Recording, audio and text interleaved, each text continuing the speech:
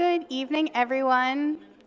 Thank you so much for being here. We're going to get started. My name is Jenna Weiss. I'm the Associate Director of Public Programs at the Jewish Museum, and it's my pleasure to welcome you to tonight's conversation, Storytelling Across Disciplines, featuring Shaunna Edwards, Adam McKinney, and Michael Twitty, moderated by Kendell Pinkney.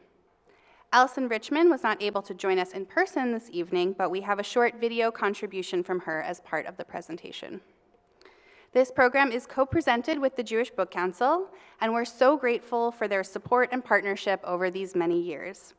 Please visit our website for full details about all of our upcoming joint events, including the next iteration of Unpacking the Book, Jewish Writers in Conversation, on Monday, March 31st at 7 p.m., featuring authors Dan Slater and Tova Mirvis.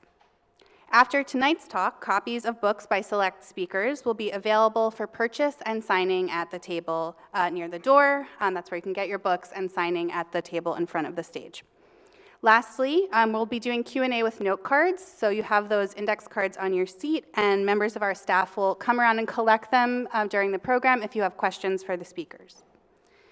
Tonight's event is held in conjunction with the exhibition Draw Them In, Paint Them Out, Trenton Doyle Hancock Confronts Philip Guston, curated by Rebecca Shakin and on view through March 30th, so if you didn't have a chance to visit the galleries tonight, you still have a few more days to come back and do so. The exhibition brings together the work of two trailblazing American artists from different generations for the first time, who each draw on the language of comics to challenge and comment on the American condition, notably the pernicious and persistent threat of racism, past and present. Tonight's conversation expands outward from the depiction of these topics on view in our galleries to a discussion on the importance of place, personhood, and storytelling in Black and Jewish communities. Now I'd like to briefly introduce our moderator for the evening, Kendell Pinkney. He's a playwright, producer, rabbi, and the founding artistic director of The Workshop, a Brooklyn-based arts fellowship centering the work of Jews of color, Jewish-Indigenous, Sephardi, and Mizrahi artists and culture makers. Now, if you can please take a moment to silence your cell phones and join me in welcoming Kendell Pinkney, Shaunna Edwards, Adam McKinney, and Michael Twitty. All right, everyone. Just taking a deep breath. I invite everyone to take a deep breath. Maybe we're rushing in from life. It's good to ground ourselves where we are. Hi, everyone. My name is Kendell Pinkney one more time, and I'm just so thrilled to be with you all. Grateful to the Jewish Museum for inviting me to facilitate this conversation, and especially excited for you all to hear from these wonderful creatives, these panelists. So to let you kind of know where we're going to be going, I'm going to do a little bit of bio, the briefest of bios. These people are eminently findable online, so you can get the expansive bios. Then there's going to be a bit of a presentation of sorts that I'll frame when we get there, and then we're going to ask a question or two that will open us up into a general conversation, and eventually we will get some of your questions in here as well. So with that, let's begin by introducing the folks who you want to hear from. So first, we have Shaunna Edwards. Shaunna Edwards has a BA in literature from Harvard College and a JD from NYU School of Law. A former corporate lawyer, she now works in talent management and diversity, equity, and inclusion. She is a native Louisianan, raised in New Orleans, and currently lives in Harlem with her husband and baby boy. The Thread Collectors is her first novel. We also have Alyson Richman, who is not here with us this evening, who is the co-author of the novel The Thread Collectors. She's an author best known for her novel The Lost Wife and 9 other titles as well. Would encourage you to check those out. Next, Michael Twitty. Birthday boy, Michael Twitty, I should say. So, hey, here we are. The singing comes later. Michael Twitty is a food writer, independent scholar, culinary historian, and historical interpreter, personally charged with preparing, preserving, and promoting African American foodways and its parent traditions in Africa and her diaspora, and its legacy in the food culture of the American South. His book, The Cooking Gene, won 2 James Beard Awards in 2018 for food writing and best book, and his Koshersoul, which is purchasable over there, is a 2023 Jewish Book of the Year, is 2023's Jewish Book of the Year for the National Jewish Book Award. There we go. All right. Now, last but certainly not least, Adam McKinney is a dancer, choreographer, community activist, and the artistic director of Pittsburgh Ballet Theater. He has danced with some of the world's preeminent dance companies, including Alvin Ailey American Dance Theater, Bayart Ballet Lausanne in Switzerland, Alonzo King Lyons Ballet, and many more. He is also the co-founder of DNA Works, an arts and service organization dedicated to dialogue and healing through the arts. All right, so now that we have those tiny bits of biographical information out of the way, we're gonna get into our main event for this evening. So one of the things that I was thinking about in preparing for this evening is we're in a museum, and physical culture, visual culture is so important to the mission of this organization. And so I thought that maybe one of the best ways for us to get to know our presenters in a different way would actually be for them to share a physical object that holds special significance to their work. So this could be something ordinary or extraordinary, something that inspires or challenges. The main thing is that it's connected to their work and it kind of takes them on a journey and they want to share it with us. So they'll have about 3 to 4 minutes to share this object and the story behind why it matters to them. So we're actually going to start with Alyson, and so sorry that she couldn't be here this evening, but and then we'll get to hear from the folks who are here with us. So. Hello, I'm Alyson Richman, and I'm a historical novelist. I've written 10 novels, and all of my books, I like to say, focus on how the artistic spirit cannot be extinguished in even the most darkest times of history. I'm so fortunate to have written the novel The Thread Collectors with my co-author, Shaunna J. Edwards. This book focuses on the unexpected friendship between 2 musicians, one Jewish and one Black, both Union Army musicians during the Civil War, who find unexpected friendship and healing through their shared love and bond of music. So it was a very powerful novel to write because, like my other books, it does delve into how the artistic spirit gives us resilience in very dark periods of history. One of the things that I wanted to share with you today is a family heirloom that was given to me when I began writing The Thread Collectors with Shaunna. Hopefully you can all see it. It is a wedding contract between my great-great-grandmother, Emma Kling, and my great-great-grandfather, Berthold Sussman.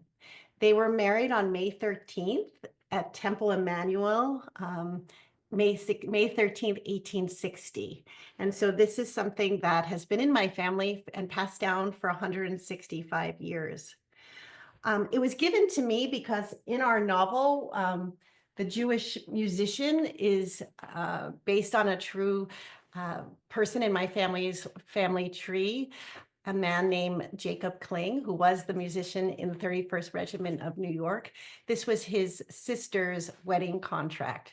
And so when I was given this contract, I was so excited to have something in my possession that was connected to the period of history that Shaunna and I were writing about. But at the same time, I zoned in on the date on the wedding contract, which was 1860. So in 1860, my great-great-grandparents were free to choose the people that they wanted to marry, to love. They were able to get married. 1860 for Shaunna's ancestors, they were not allowed to get married.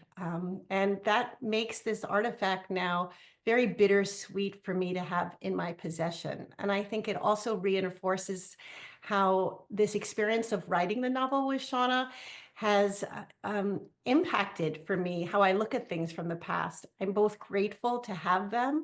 I know that I'm very, very fortunate to have an abundance of family heirlooms, but because I love Shaunna and I learned also so much about her personal history, my heart breaks also knowing how unfair it is for her not to be able to have objects from the past because of the trauma of slavery and the injustice of it. And up here, you can see a photo of that document. So now we're going to move on to our next person, the person who is also mentioned with Alyson, and that's Shaunna. Okay, so I might have overdone the assignment a little bit if I actually shut this thing here, the word, and I'm the only one up here wearing heels, so you have to clap for me like Ginger Rogers. But so this is what I brought to share. This is one of my family heirlooms. Alyson mentioned the male characters in our novel, The Thread Collectors, but there are also two women heroines in our novel. And one of them, Stella, she's an enslaved woman. She is half black, she's half white, but she collects threads and she uses those threads, these repurposed threads, to embroider coded maps for enslaved men to run and join the Union Army. And this idea came to me like a lightning bolt, and when people ask me where it came from, I really think it's about the way that textiles have played a great, they've been important in my family, been important obviously in the African American tradition. So I am not a quilt maker by any means, but my grandmother and my great-grandmother were. This remnant of a quilt is made of my grandmother's church dresses and my great-grandmother's field dresses. She picked cotton in Louisiana.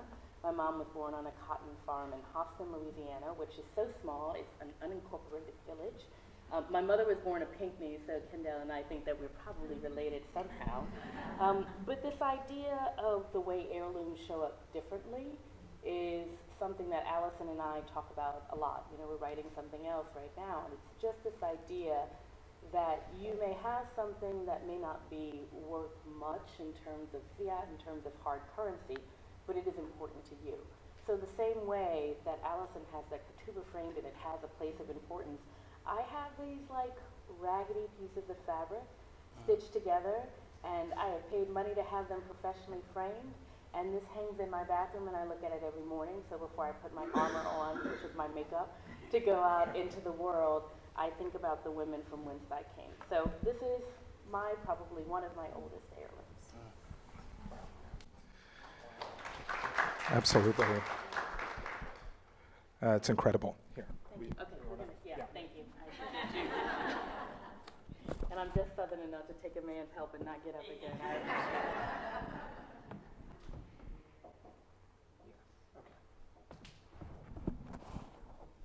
Okay, we are moving on. Thank you so much for that, Shaunna. And next, Michael Twitty. So, being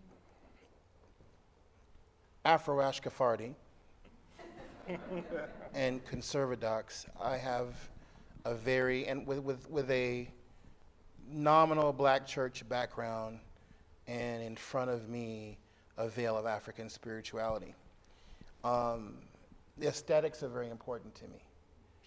And also, how do you represent, the biggest question for me has always been, what does a black kitchen look like? Well, we know, it's a spider plant, and you already know, and it is, the grease in the jars, and the fish grease is never the other chicken grease. And it is, sometimes if you're from an island or a country or a state, it's Georgia or Haiti or Cameroon on the wall in, black velvet or in that, cheap palm fiber thing. And then there's some kind of religious thing. It could be, the Shahada. It could be, white Jesus. Could be black Jesus. It could be an altar for the Orisha, or it could be the mezuzot, other things that we find in Judaism. Me personally, this wall here is entering in one side of the kitchen. I have all the Chabad mezuzot, trust me, and then the ones I was given, right? But this wall is very special because there's one on the door. But as I go into the kitchen, there's the hot comb, and that hot comb is positioned like a mezuzah, and it was the hot comb used by my mother, my grandmother, and my great-grandmother. So going back, Great Migration back to Alabama. And then my grandmother's church fan is there. It's the small, raggedy palmetto fan. And then there's also a fan that I got the first time went to Ghana, which is one of our ancestral homelands. And then a basket from my South Carolina roots, sweetgrass basket, and then there's a basket that when the first time I went to Africa, I went to Senegal. So I wanted all the pieces, the matriarchs on the wall. So if you know, the baskets are not just baskets, they're fanner baskets for rice. And my lineage goes back to Senegal and Sierra Leone and Gambia and Liberia. And my maternal lineage goes back to the Mende people of Sierra Leone. If you've read The Cooking Gene, you know that whole story. But when I was a younger, more fiery culinary historian, I was really angry about the appropriation. There was a term we heard today in the exhibit that really got me. Cultural larceny. And how the food, regional Southern food was being cast as, well, this is community property without ever having to deal with the real history. And I was so angry, and I was so, and it wasn't just angry. I know, because anger has a purpose. Koheles says, there's a time to be angry. Okay? And so I remember 2 weeks later, when I got my African ancestry DNA results from my mother's side, my father's side, just one ancestor. And I remember the look on my face when Gina Page said to me, on the grounds of a North Carolina plantation, where we had a dinner to raise money to keep those buildings up. She says, your maternal lineage comes from a small country in West Africa. First of all, I thought my whatever grandmother was going to be a white woman. So I was like, oh, so surprise. She was one of the people that said, I ain't got no Negro blood in me. Yes, you do, girl. And it was Sierra Leone, and I'm just thinking to myself, I was just in Copenhagen, Denmark, screaming about this is our rice. I didn't even know I was talking about myself. And so this wall is both, there's a Hamsa there also. So yeah, all the pieces are there. It's an altar, which happens to be an altar that's upright. And every time I walk into the kitchen, which is the most important parts of the house for me, because just like you use dance and theater and human communication, and you use writing and creative thinking, and you use a mixture of the theater and rabbinics, I use food to tell my stories. I use food to document our histories. Koshersoul is about documenting the lives and the passion of Black Jews in food, but also my own personal journey. So this is my altar on the wall. This is a reminder of that woman who generations ago fanned that rice in West Africa. It's a reminder of the spiritual power of Black women. It's a reminder of the hot comb. Now listen, before we go, we got to put the hot comb. Now, why is it in the kitchen? It's not a tool for the bathroom. A hot comb was in the kitchen because this is the kind that has the wooden handle. It was placed on the stove. My grandmother had one. That's right. I got the scar to prove it. The scar, and because it was in the word for the part of the head is the kitchen, the back of the neck, and the smell of burning hair and hair grease, and knowing that this was I ain't got no long luxurious hair, so but I had to keep it, and I'm going to pass it down because I want to make sure people understand that tradition had life. It was a place where we talked through our problems, where we prayed, and where we made plans for the kitchen table. And that's why I brought that artifact. Love it. Incredible. Thank you. Thank you. All right. And now, Adam McKinney. Thanks, Kendell. The artifact that I brought this evening is my body. And I welcome us all to take a breath. Good, great. Great, do it one more time.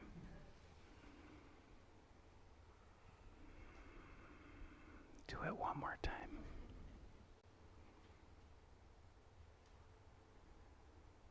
Do it one more time.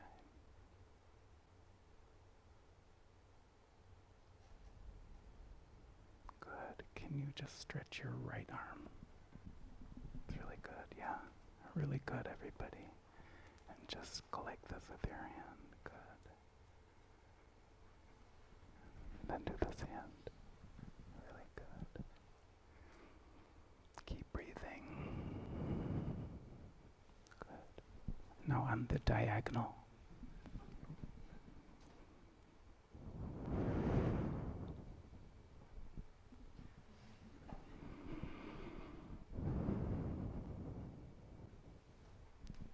out laterally. Good job. You might touch someone. Ask consent. And then this side. Good. And then just one more breath.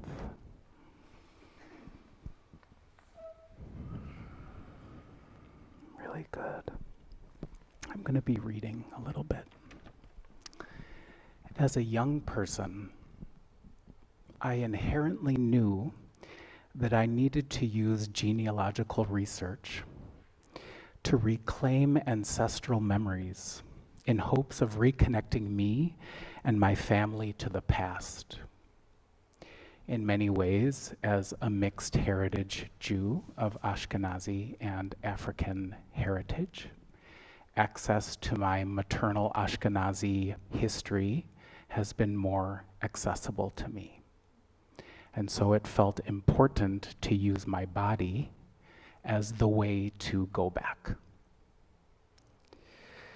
Since then, this journey, which has been one of healing both racism and anti-Semitism, has been an act of reparative justice and of holism, an act of tikkun olam, of recovering shards of memories and identity and creatively putting them back together again. And like the Ghanaian Sankofa, the Adinkra bird symbol that turns its head back while moving forward, I have invited others too, as the ancestors instruct us to do, to go back and get it. And by it, I think the ancestors mean history, certainly, but I also think that they mean you. And I think they mean me.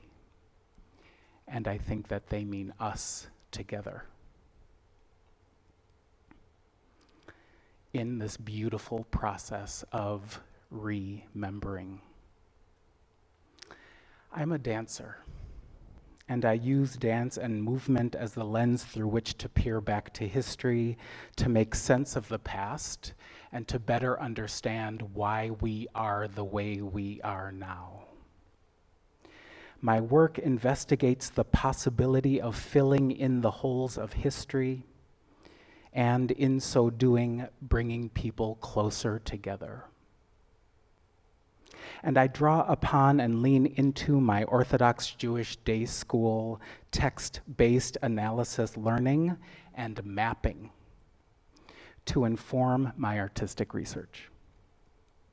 I'm my family's genealogist, like many of my beautiful new friends and colleagues here, and the role of artists to mark this moment and the past moment and to find ourselves within that trajectory in history. And through text and map-based research, I located my great-grandparents' formerly sharecropped land on which they farmed cotton in Forest City, Arkansas. And this image is of me dancing on that land. And on that land, I used my body in the image of my ancestors as a map to reclaim Black land and embodied Black memories associated with that land. And in pursuit of land, I found people. I reconnected with family members after a more than 100-year separation. And it was by using my body in relationship with land that allowed me to do that. Thank you for bringing your bodies to this conversation.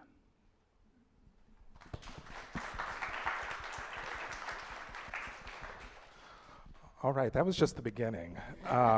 So people are dropping gems left and right on this stage. It's incredible. Thank you all so much for starting us off that way. So one of the remarkable aspects of the exhibit downstairs is just how perfectly their visual medium conveys their artistic vision. I'm actually just going to take even a second and kind of like show a few of the pieces of Guston and Hancock that are on display. I mean, it's terrifying, it is vivid, it is so specific, and the images are so precise as to be irreplaceable and intrinsically tied to their meaning. But today this panel is talking about exploring storytelling across disciplines, recognizing that stories can be told through various artistic languages. So my first question for each of us up here is, what unique storytelling capabilities does your primary medium offer that no other medium can provide? I think that we just kind of got a peek, but I'd love to hear, even a bit more texture put on that. And Shaunna, could we start with you? Go from there? Absolutely. All right, cuz. So I think that all artistic mediums are necessary, they're vital, they are interdependent.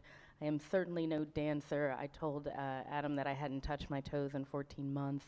And then we did it. We did a little practice. They truly did. I'm a very average cook. I studied the harp when I was younger, so a bit of a musician. And I grew up in a house where my parents were art collectors. My mother's run an art gallery for 30 years, and so that was probably the most visceral form.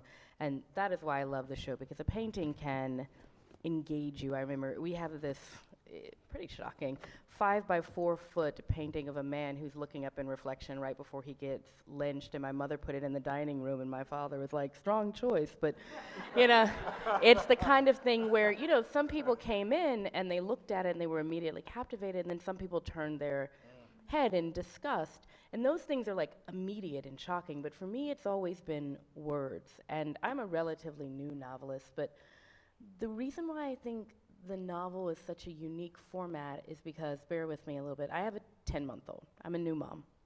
And he's got to eat all of these things that are unfamiliar to him. There are things that he spits out. There are things that he doesn't want. And I have learned that I feed them to him very slowly. And you see like the, I'm not sure, and you see the wanting a little bit more. And through time and through immersion, he's learned to love these things that he probably shouldn't like, right? He probably shouldn't like pureed spinach. In a way, I think that novels can do that for people who might otherwise turn away if it's too shocking and too visceral. The book that Alyson and I have written together is not an easy read. We like to think that it is an enjoyable read and that you feel for the characters, that you learn something, but diving into racism, enslavement, anti-Semitism, the Civil War, misogyny, concubinage, all of these things is hard. But when you give someone 300 pages to become invested, to understand it, to live with it, to get used to the taste and the palate, I think that you wind up with an education medium that will allow people to step outside of themselves.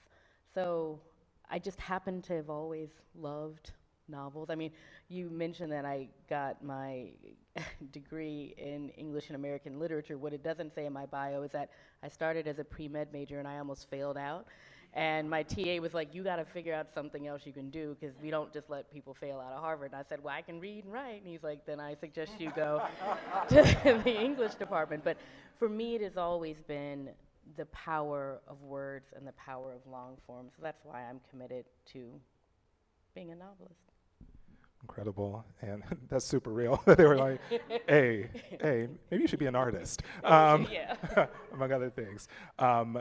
And just for those who haven't read it, it is an incredible read, like in book form. Please go get that. It's also an incredible listen as well, as someone who did both reading it and listen to the audiobook, and as a theater artist, like that, like the deliciousness of having like a great performer in your ears kind of giving it to you, like kind of speaks, that power also translates. Michael. So I have to bounce off of what my friends and family have said. So the body, I mean, people don't think about this. We are the textbook. You reminded me of that. They don't understand.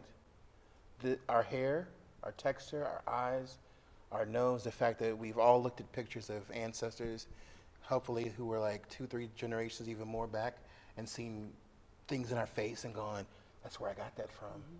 Or that's where so-and-so looks like that. Where you can't just like fly over that history, and I say that intentionally, or that experience, those stories, because we embody them.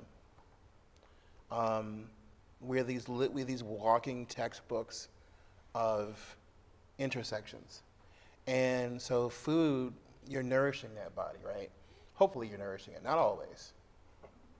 Sometimes it's not nourishing.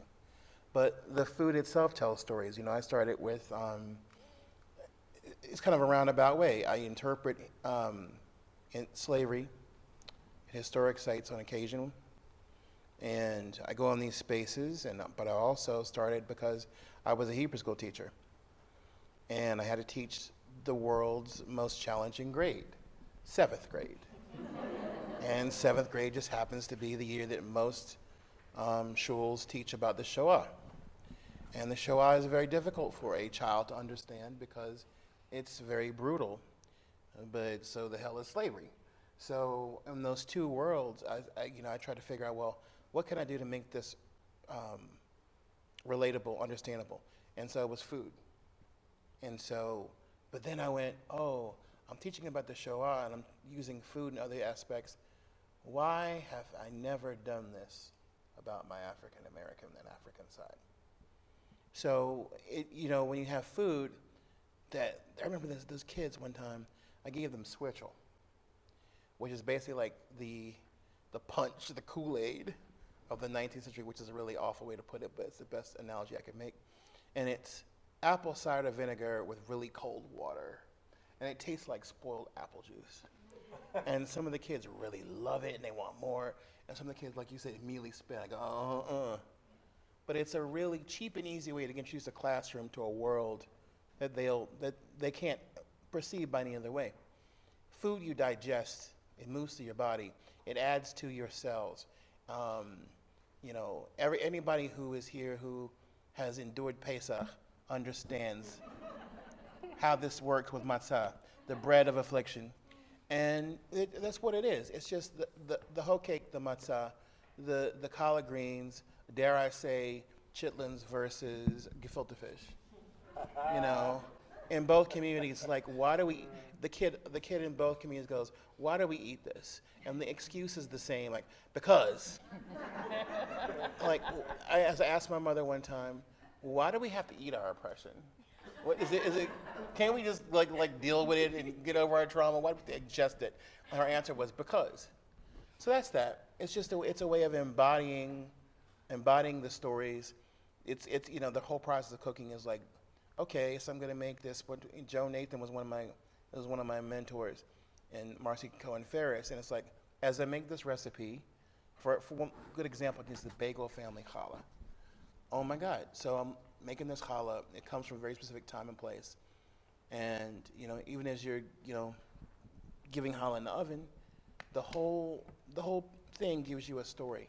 The same thing with any food that it comes from, the heritage traditions I've dug up with African Americans.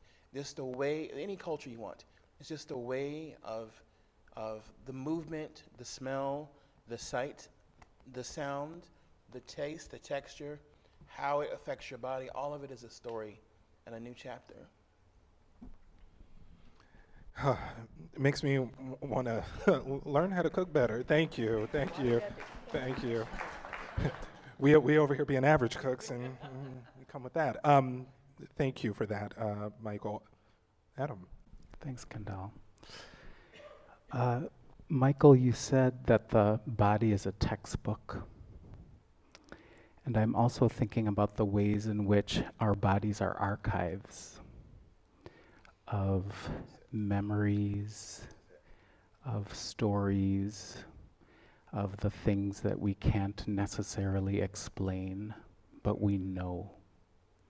And I'm thinking about, particular to the piece that I shared around filling in the holes of history, I often ask, what does the blood know? What does the body know that the mind can't necessarily make sense of? And I'll just share a little bit about a project that I'm working on. I was a dance professor at Texas Christian University in Fort Worth, Texas. I was one of 3 Jewish dance professors at Texas Christian University. It was a lot, right? I began doing research into the racial terror lynching of a man by the name of Mr. Fred Rouse, who was murdered on December 11th, 1921, which was about 6 months and 11 days prior to the Tulsa massacre in June of 1922. And when I went around asking people what they knew about Mr. Fred Rouse, often the response was, I have no idea. I've never heard about this story that occurred 3 miles from my house, which is often the case, right, for many racial terror lynchings.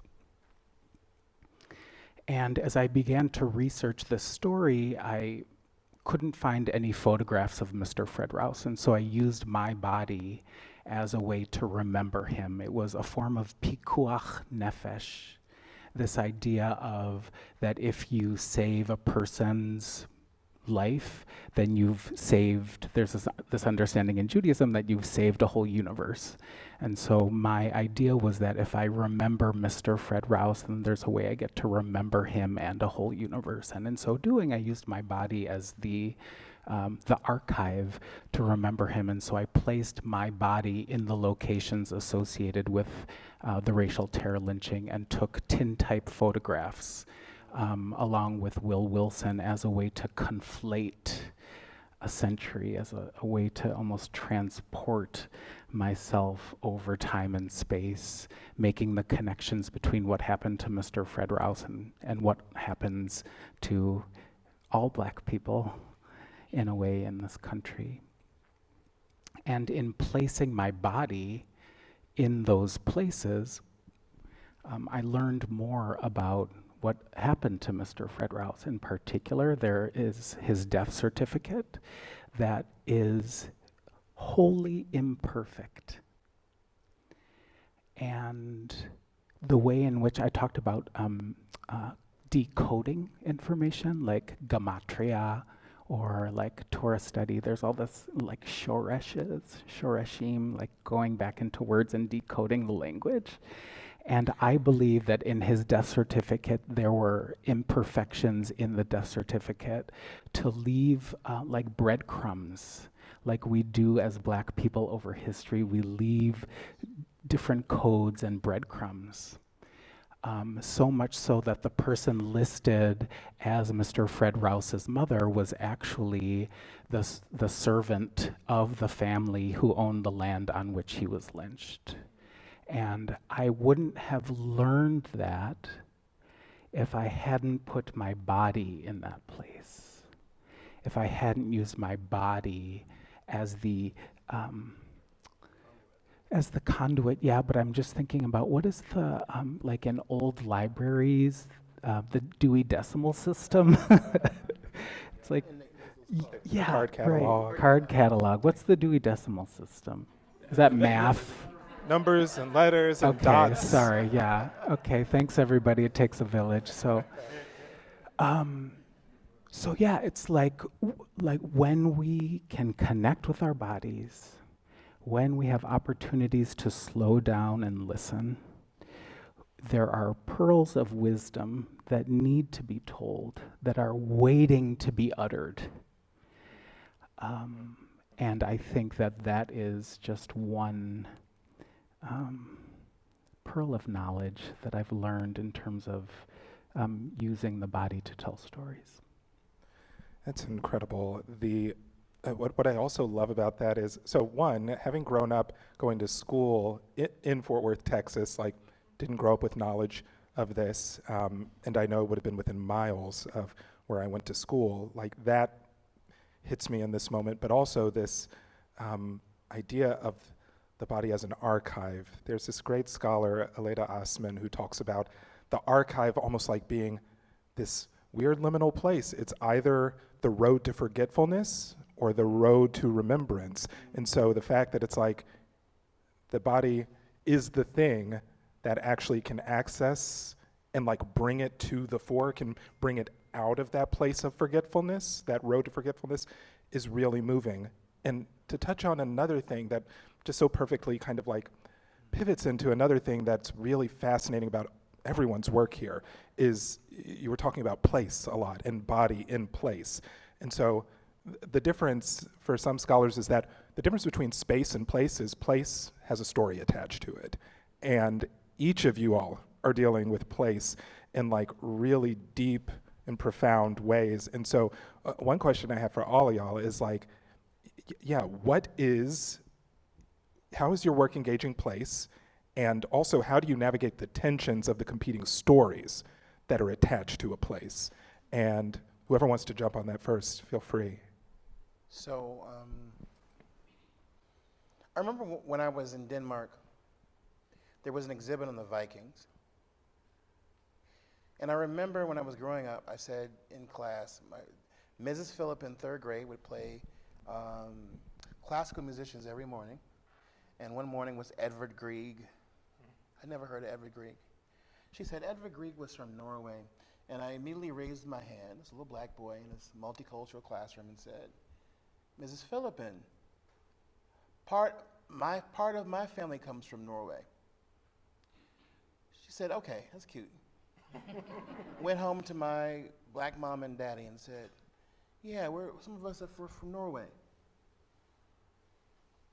Nah. First time when I got my more developed DNA, my mom was still around. And I said, guess what? Our largest DNA from Europe comes from Scandinavia, the ones who had invaded Britain. When I was in this exhibit in Denmark, it was on the Vikings, that weird feeling came through my body as I walked through these halls, and I said, at least one object in this space was touched by somebody who is in my bloodline.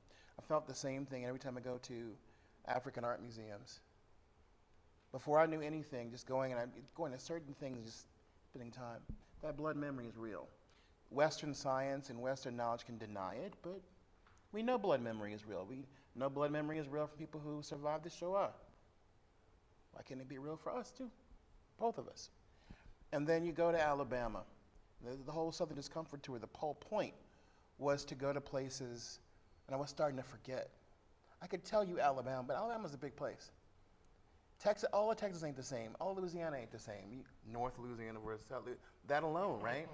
Or being from Breaux Bridge, or being from Algiers, not the same experience. And just so going to these places, Jones County, Georgia, Phoenix City, Alabama, going to all these spots and just looking around and going, a part of me comes from here. Look at the whole logic behind the lynching museum, right? Before my husband, who is not black, and I knew this, we were going to collect soil from different places where we had ancestors so we could pour libation at our wedding. When we got to the lynching museum, we found the whole thing with the collecting soil. We did not have any idea that was what the modus operandi was. So you go to these places that are a part of you, right? Like you went to in Arkansas, and it's overwhelming because you didn't know that you needed that place. And for us, you know, to go, I dive into a space other people don't dive into. I'm perfectly happy going to Ireland, going to England, and going, it's weird being in a space where I know I have hundreds of cousins who don't know me, who never will know me. It's weird going to Sierra Leone and Ghana and Nigeria, and just this feeling of just like, yeah, something feels a little, filling in those holes of history. You had to do this. You brought them back in your body. Going to Jerusalem and making my way finally to the hotel. And what an electric experience that was the first and second time. Just, you know, it's just like we are the Adam creature. We're made of Adamah. We're made of the earth. The earth is a place. It's in us.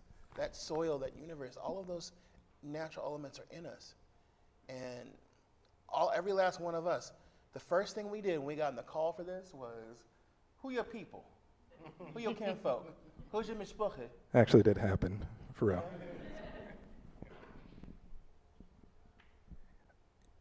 Anyone else? About place and... Would you like to speak? Why don't you speak first? Got it.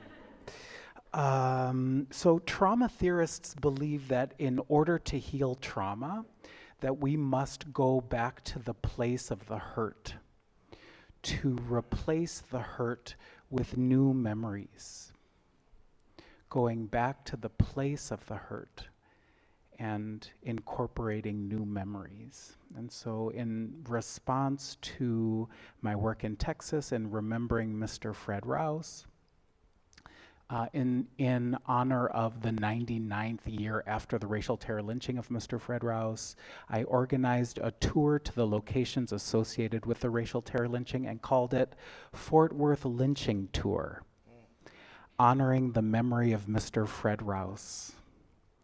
And we didn't do the tour in chronological order, but we did the tour in reverse chronological order as a way to unwind history.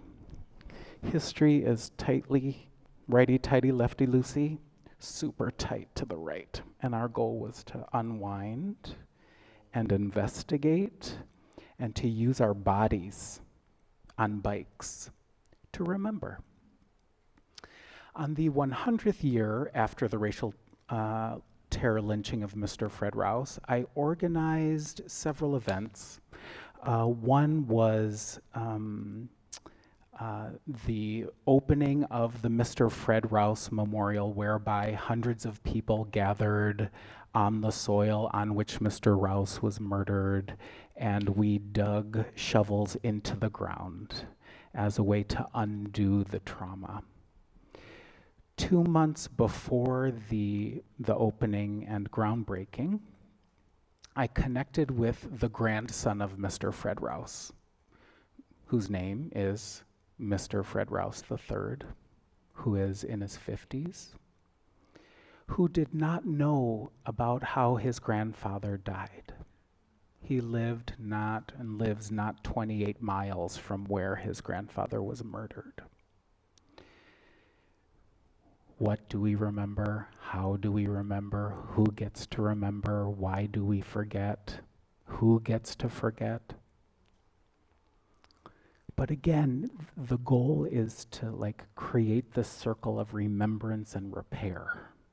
And we do that by going back to the site, going back to the place, and making new choices. I mean, that's what dance is, actually. And there are lots of other things associated with that project that I look forward to sharing with you, but I think that that's one of the ways in which place and the body and bodies show up for me in my practice. So it's interesting, Adam, that you said, you talked about going back to the place of the hurt.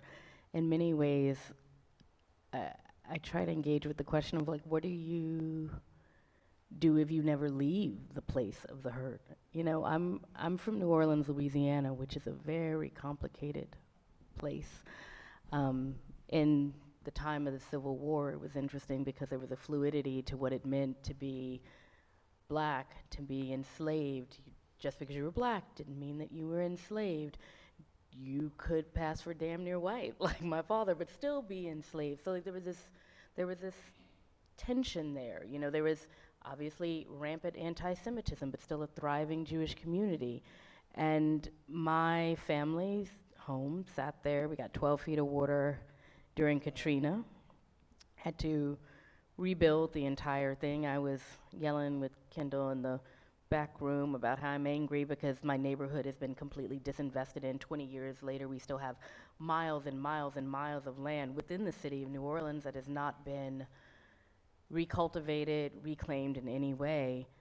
And yet my mother, who's 82 years old, and she's a culture bearer, she's a culture keeper, she's a business owner, she will not be displaced. In my family, I own part of a sugarcane farm in Louisiana. Yes, I am Queen Sugar, and it came down through my family's my father's side, and it was a place of deep hurt for him. But we would never think about selling. And I don't know why, like, we can't leave this place of hurt. But that is why, like, I think about Louisiana. That's why, even though I've lived in New York for 20 years, I continue to engage with Louisiana, whether it is with my body, or it's just with my mind, or with my words, certainly in the kitchen, but maybe not me cooking, maybe my mama cooking. Because it's almost like I can't leave the place of the hurt, and I don't know if it's because it would feel like a lack of resiliency, almost giving up in a way, or sometimes it's like, why should you get to have it and I can't?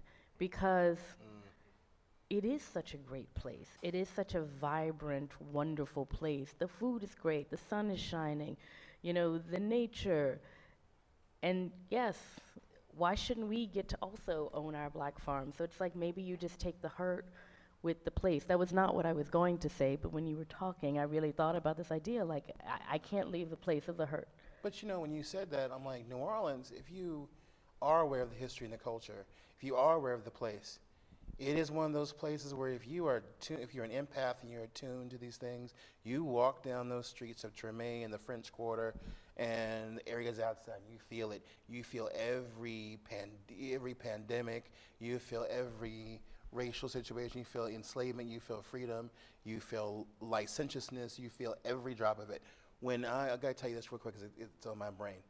We were in Congo Square, Louis Armstrong Park, and the head of the Vodun religion in Ouida, first time coming to America, and he went to Whitney Plantation.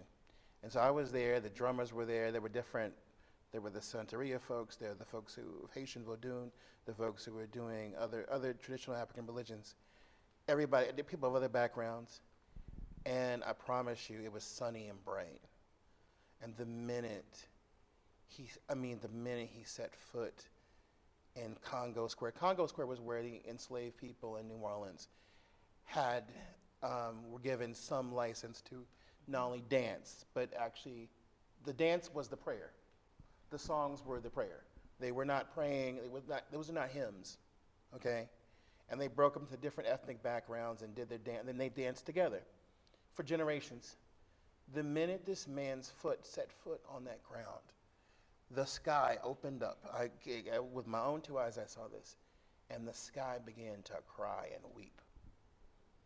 And we all had to go seek shelter, but he wasn't floored. He said, I knew that was going to happen. It went from bright and sunny and blue to torrential rain for 15 minutes, which is New Orleans. But why did it have to happen? When this man, by the way, the first Africans in Louisiana, 1719, came from Benin. It was the first time on the plantation, first time in America. So, I mean, when I cook in spaces, and I'm wearing those clothes, and I'm in the heat, and it's South Carolina, it's Virginia, it's Maryland, it's Louisiana, it's other places, you feel that energy, and then you got to get rid of it. You got to do something about it because you got to heal it. When you said make better choices, I wish this whole country knew that line. That's all you got to do. You can't hide from it. You can't sweep it under the rug. You just have to make a better choice and give that choice to your children. You said a word, man. Absolutely. And just one second, Adam. If anyone has a question, feel free to write it down, and we might have time for one or two. So, Michael, you referenced Ouida, Benin. In Ouida, on La Route des Esclaves, the route of the enslaved, there is a tree that's called l'arbre de retour, the tree of returning, around which enslaved Africans were forced to circle 3 times. It's called l'arbre de retour because the enslavers knew that the enslaved would not return to the place through the door of no return through which they passed, but rather it was for their souls to return, to which to return. And you were asking the question about, even if it hurts so bad, these are my words, right? Why do you still return? And I think in some ways it's like, that is the only, I don't have an option. I don't have another place to which to go. That is my place. Even if I am trying to unassociate myself with the hurt, you know, which is possible, I think. And I think that's why we have to return to each other, right? That, like, you are my archive, too. Every year Yeah. we say this, now we are slaves. Now we are slaves. Not we were. Right now, we're in Mitzrayim. 3,000 years of that. Why? Because we got to return. Right, teshuvah. Right, teshuvah, exactly. And we do it Exactly. over and over and over and over again. I know. Speaking about those roots, you know, that root to return. Absolutely, it is. Whew, indeed. Let's all just We're take having a a fa- breath, we're having- right? we're having a family- We have bodies. we're having Go a family ahead, breathe, moment. everybody. All of us. Yeah, we're gonna. Yeah. And so, if there are folks who have questions, feel free to write out a question, and we'll, you know, be able to. I think maybe have time for one or two. But, yeah, just taking a moment to let that sit. I'm thinking about this, about place, returning, a place of hurt, the archive, all of that, and it's making me think of, you know, my personal story of being like, okay, a kid who grew up in Texas, but it's weird. I have two parents from Louisiana, one from from Shreveport, and one from New Orleans in the Mixed South. marriage. Yes, exactly. Yes, and it's weird. It's like I've never lived anywhere other than Texas, and for some reason, my soul always claims Louisiana. And those summers that I spent there with both my grandmas and grandpas, either in Shreveport or in New Orleans, it's like there's something about that place I keep returning to, and there's something about the story of those places. I feel it anytime I go back, and so just appreciating kind of what we're circling around here. We're making midrash. Yeah, And I need you to understand Yeah. this.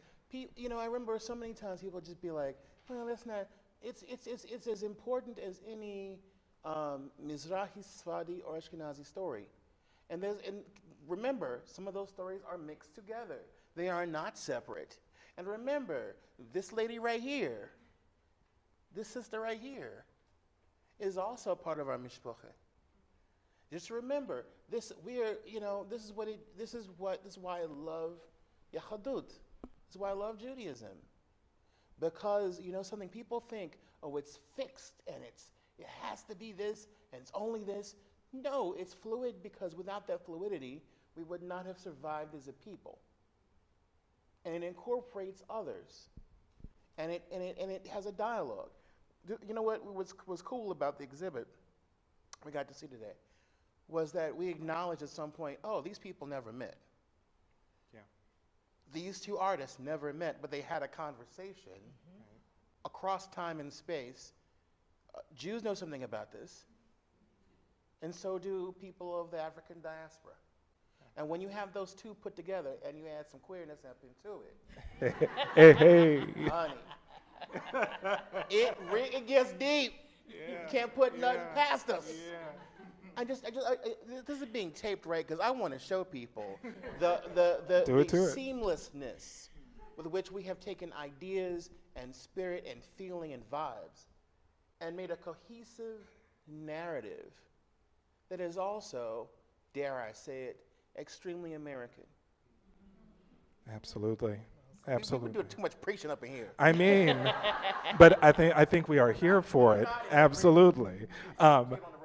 It's absolutely seeing the exhibit. I mean, truly, if you have not seen it, we encourage you to go down and see it. It really, like, you can call it midrashic. It is Talmudic. It is like all of these conversations happening across generations. You have Trenton Doyle Hancock, who was 6 years old, I believe, when Philip Guston died, and said that he slept with, when he first found out about Guston's work, when he was becoming an artist, sleeping with that catalog under his pillow for, 3 months or something like that? 3 years. 3 years, forgive me, 3 years. And it's just like, whew, that's deep. Felt like he was in conversation with it. One question to, I guess, kind of give a little more time in case there's another question coming in. Shaunna, a question that I have about kind of like what we're circling around is you ended up collaborating, co-writing a book where you were bringing in different oral histories, written histories, things like that. And it's such a powerful book. But one thing I am kind of curious about is you all are both bringing in stuff that it's archived in your bodies and your backgrounds. Like, was there ever a time when your perspectives diverged because you're two people telling a single story, to say nothing of what might the editors at said publishing house might have required? But I'd love to hear. Yeah. That's a great question. You know, we really wanted our novel to be a singular voice. It's very popular now in contemporary literature to do like a chapter on Luke and then a chapter on Leah, and we didn't want that at all. But it required us to confront, even within the confines of our very close friendship, we've been friends for 15 years, stereotypes that we held about the other. I remember when Alyson first read a book that was very important to us, nonfiction book, All That She Carried by the brilliant Taya Miles. She called me and she was like, this reads like a Holocaust, nonfiction book. And I said, but of course.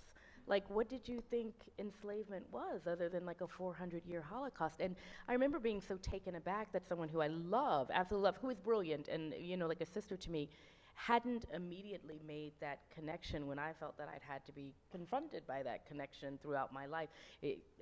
I went to a school that was founded as a Jewish orphanage, so 50% of my class when I was growing up was actually Jewish, so it's not as if Alyson was my only Jewish friend or something like that. But I also had to be confronted on the ways in which I would interpret and embody stereotypes about Jewishness and Jewish people and spit them out. Like we have a scene in our book where there's only one time where these two Jewish brothers are confronting different views on enslavement. This is actually inspired by her two great uncles who really were on opposite sides of the Civil War. And my thought was that the older brother would be talking about like the economic impact of abolition, and she was like, what? She was like, you just can't have a dinner, a Passover Seder where people are like, oh, my money, and she's like, that's ridiculous. She said it much more elegantly than that.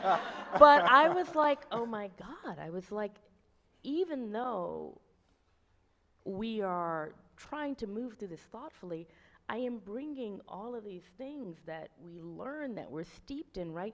We're just fish swimming in the sea of like racism and misogyny and anti-Semitism. So all of this stuff, it does seep in. And so throughout our relationship, in our writing relationship, we had to confront the other in a loving and supportive way when those things would seep out into our writing. And that's just between us. Like there was no hair pulling or whatever.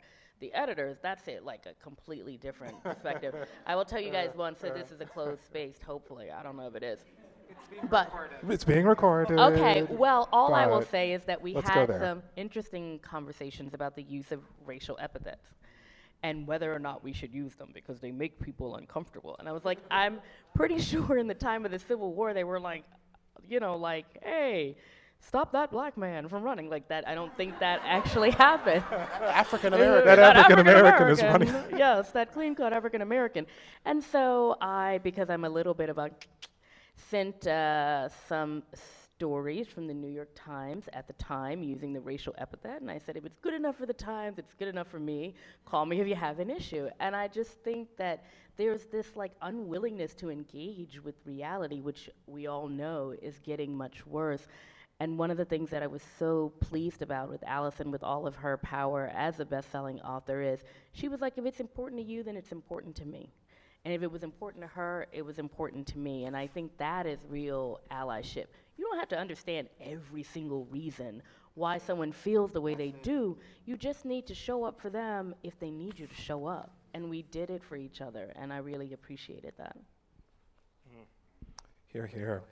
I mean, like, you ended up answering like 2 of these questions right here in one, which is incredible. Well, let's go with this one. Yes. Okay.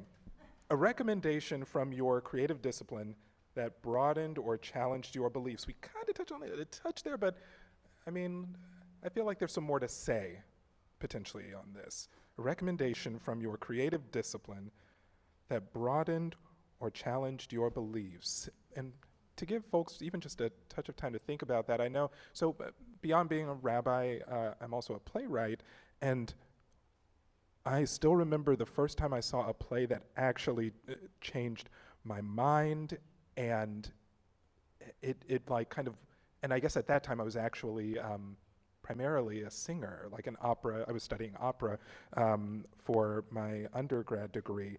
And I saw this play that was, it was Red Dog Howls by Alexander Denelaris. And it's a hard play to describe, but it did make me think about this idea of like, when is doing something that is morally wrong actually the most merciful thing you can do for someone else? It made me ask that question and actually kind of, to some extent, change the course of my trajectory. I was like, if I could write a thing that even gets 25% close to that, I think I'll be okay. All right. Hopefully that gave us enough time to think about that. But yeah, anyone? Well, I mean, I just mentioned her book just because I thought it was so important, Taya Miles, but also because I think she talks about this thing that is important, archival deficiency within the African American community, right? When you rob people of first their respective language and then you rob them of literacy, you try to take their stories, but you can't, right? Because we have the oral traditions. So I'm well educated, I'm probably too well educated. And there was a part of me for a while that I think placed a superiority over the written word that in a way diminished all of these things that I had been told in the story that had been passed down. I mean, my maternal grandmother had a 3rd grade education. She was not writing lengthy novels, but she was a bad bitch.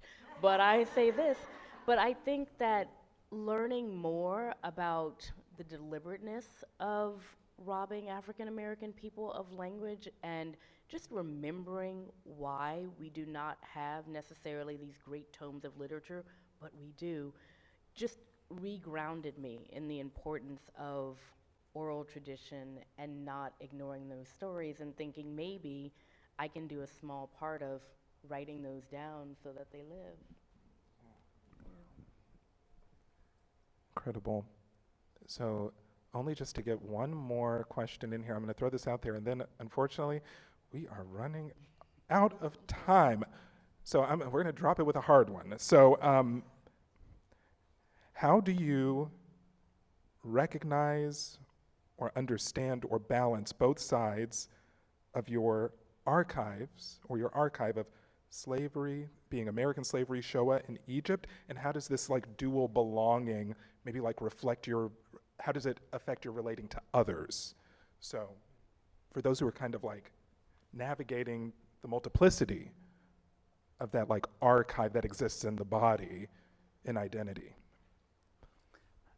I spoke about the word holism earlier, and I think that there's an understanding that we have to separate ourselves, be half of something, be half black, half white, sometimes male, sometimes female. And I think that to be subversive and revolutionary is to show up to be all of ourselves all of the time. And to go into our archives to allow that to be informed by what has been possible historically, what might not be possible moving forward, and to step into our whole selves as informed by the archive. Michael, you do this so beautifully in your work, please. I call it Yeah. the toolbox. Toolbox is, thank you, Dr. Kimberly Crenshaw, for defining intersectionality for us. We ain't gonna let them take that away from us. But I call it the toolbox. You know, what does it mean when you, for me, I can only speak for myself. I always got I got a lot of social terrorism based on the idea I was supposed to act a certain way. I never carried a football, and that was the most heinous act I ever did in this culture. Big black boy should always carry a football, otherwise what the hell is he good for? Put that dictionary down. Who do you think you are using those words? To have people, even when I publish books that got awards saying, did you really write that by yourself? Or you teach Hebrew school? Oh, you taught Hebrew school? You must have just taught the basic stuff. Oh my God. Oh, when I was in high school, this is the best one. You're not really gay, you just like the idea of being gay. That's why I came out What of does that Cincinnati even Mass School mean? newspaper, because I like the idea of having my ass whooped. You know, I'm not that kind of masochist. Sometimes. But I mean, really, just this idea of this toolbox. I describe it as a toolbox. As a sister, you have a toolbox. And it's you know, you take out little pieces. Okay, I need my sledgehammer. I need my sledgehammer. I went hard on that one. I need my Screwdriver. Screwdriver. Thank you. I am I sorry. I am not. I like it. I am butch-ish, but I'm not that butch, and I'm not a lesbian. So I don't know anything about tools really.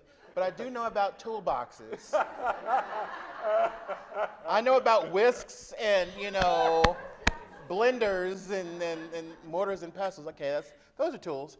But the point is that those tools enable me to get through the day and survive. Yes. And all of us, really, we all have our different sets of tools by which we have, and it's not always negative. I don't want to make it sound like it's always like armor. Yeah. Sometimes it's the beauty of things. Sometimes it's connecting with people. They have nothing in common with you, but maybe that one little part, you take that tool and use it. Maybe it's when you're in your vibe and your people around you are in their vibe, and you're just like, okay. This is effortless for us, and that's what we all have to realize. That we have to keep. All I ask you to do is keep monitoring your toolbox. It's here. It's in your kishkas. It's it's all of us. Showing up as everything that you are is really, it's why I'm so supportive of our trans brothers and sisters, because it's not the fear of the whatever, it's the fact that those binaries aren't a wall. It doesn't matter. If I'm only here for X number of years on this planet, why the hell am I censoring myself for someone else's pleasure? No, I intend to be the most beautiful thorn you ever saw. Yes. A million times yes. And I mean, on that note, we are at and beyond our time, and I imagine some other folks here have some dinner reservations. So with that, let's say thank you to Shaunna, to Michael, Thank to you, Adam, Kendell, for to organizing. Alyson. Thank you, Jenna, Thank you to the Jewish Libby. Museum. Books are for sale and can be signed, over the next minute or so. So go get them. All right.